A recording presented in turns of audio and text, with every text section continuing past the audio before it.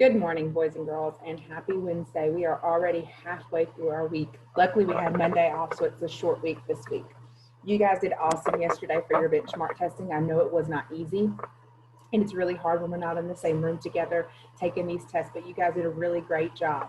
Reminder, tomorrow you guys have your iStation benchmark testing. This will go a lot easier than yesterday because you have seen it before, you have done it before. And once you start working on it, it's gonna come back to you and you're gonna remember when you took it in second grade. Remember, I will walk you through the process of how to log into iStation tomorrow, and we will do this together just like we did the testing yesterday, so it will be no problem. All right, so we're gonna go ahead and start our morning meeting. And remember last week when we talked about how it was Englewood's 60th birthday, and we had a video that we watched about a teacher who used to go to this school, and then she became the office secretary at this school, Miss Ladd.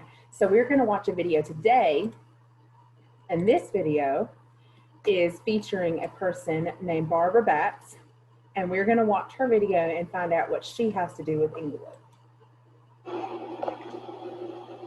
Hi guys, I am so glad to be able to speak to you today because Englewood School was my school too. My children went to Englewood School and I taught there. I taught first grade and it was a wonderful experience. I too had the cafeteria in the multi-purpose room. That was interesting and very loud, but I had fun. I have so many memories of being a parent. All parents came and worked, working parents and parents that didn't. And we had such fun having Halloween carnivals and Saturday afternoon learning events and anything we could think of that made it better for children at Englewood School and teachers and parents we wanted to do. And we as teachers loved having parents be involved. We also loved Teacher Appreciation Day when we got wonderful food and lots of treats. So teachers like to have treats also, just like you kids do. I'm so glad to be able to say happy birthday to Englewood School. And I thank you for my beautiful first year of teaching and the fun I had, but most of all, the wonderful memories of the great children. Awesome.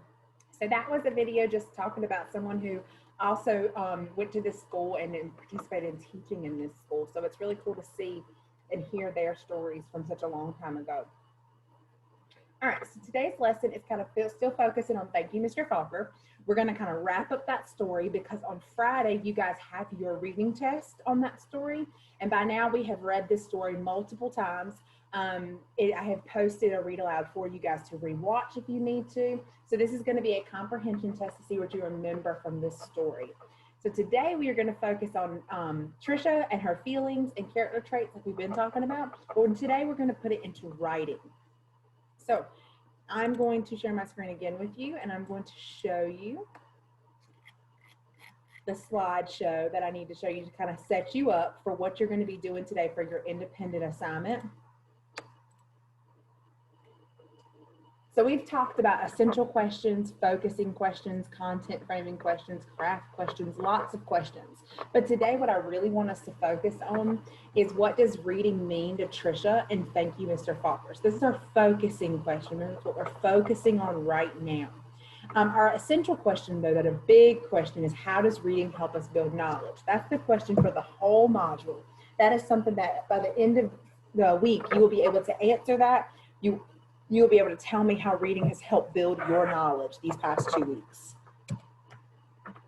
All right, so some 2 words that I want to point out to you is distill and essential.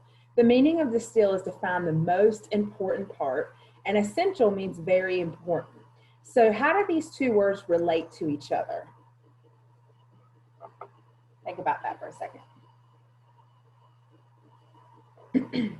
So if you notice, they both have the word important in them. So they're almost the same thing. Distill is to find the most important part, and essential means it's very important. But that's pretty much the same thing. All right, so one way to distill, which means to find the important part, the essential meaning, is to collect evidence. Evidence are words and pictures from the story. So think about this question right here. What kind of teacher was Mr. Faulkner? I want you to take about 30 seconds, just brainstorm that. Think about what kind of teacher he was.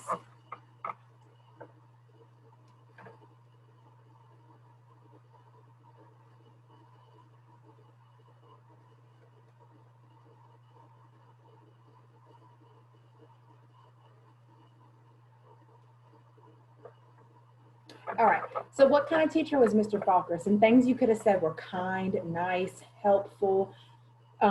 You could have said things like a good reader, a good teacher, things of that nature. Now, what the most important thing is not only answering this question, but being able to provide some sort of text evidence. And evidence are things from the story that let you know what the answer to that question was. So if I were to say that what kind of teacher was Mr. Faulkner, and I say he was a kind teacher, some things that I could use for text evidence would be when he helped Trisha learn how to read, when he stopped the bullies from picking on Trisha, when he stood up for her and sent Eric to the principal's office so that he would stop picking on her. Things like that shows me that Mr. Faulkner was a kind teacher. So text evidence is something we're going to be focusing a lot on this year because it's not enough to just answer a question. You have to make sure that you can back it up. If you can pull this evidence straight from the story, 9 times out of 10, that means your answer to your question is correct. So this is just a way for us to show that we are right. We are correct. Okay, so here's an evidence organizer. And remember I said module 0 was a lot of just kind of introducing you guys to tools you're going to be using for the rest of the year. So this is something that we will use for the rest of the year with many, many different stories. So you may see something that's organized like this. It will give you some questions and then it'll ask for your evidence. So the first thing you're going to do is answer the question, and then you're going to go back into your text and you're going to find the answer to that question. So this says, what was Trisha's life like before she learned to read? So it's very easy for us to just shout out answers of what it was like before she learned to read. But we have to make sure that we can back it up in this evidence right here. And then it says, what was Trisha's life like after she learned to read? And then you're going to provide your evidence. This is one of your assignments for today that you will work on after this video. I will attach the story to this so that you can reread the story or re-listen to the story. So you're going to put your answers here, and then you're going to type out your evidence. What makes you think that is the correct answer? Just like we did before in this slide, I told you the reason I think he's a kind teacher is because he helped her learn how to read.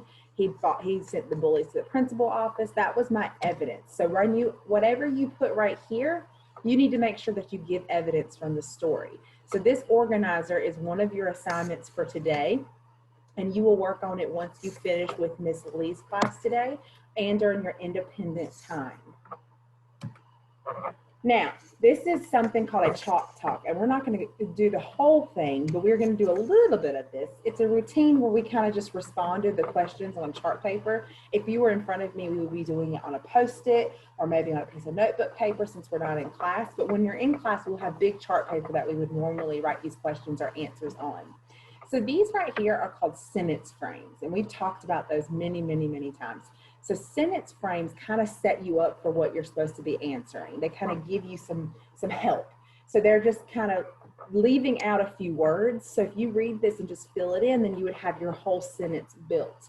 So the question they're asking us and what we're going to be writing about today is, what does reading mean to Trisha, and thank you, Mr. Faulkner? And these are some examples if you were to have trouble getting started. You could say reading means blank to Trisha because blank, or Trisha learns that blank by blank. So these are just sentence frames. You don't have to use these, but they're really good at helping you kind of start off your paper, start off your writing. Because sometimes it's hard to figure out how we want to start off our writing.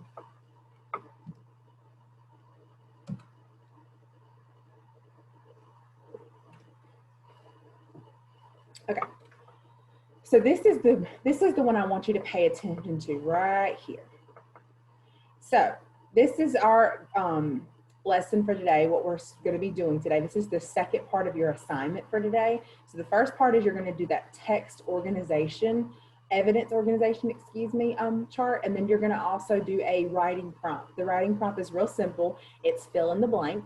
It's just kind of helping you out, preparing you for what's to come, because later on down the line, I may just give you a prompt and have you write it on your own. But this is just kind of getting you used to writing. I know it's been a while since we've had to write anything. So what I want us to focus on is not these two so much. We're going to focus on this one. You're going to have a writing prompt, and I'm going to show it to you in just a second, that it's going to say the most important lesson Trisha learns about is blank.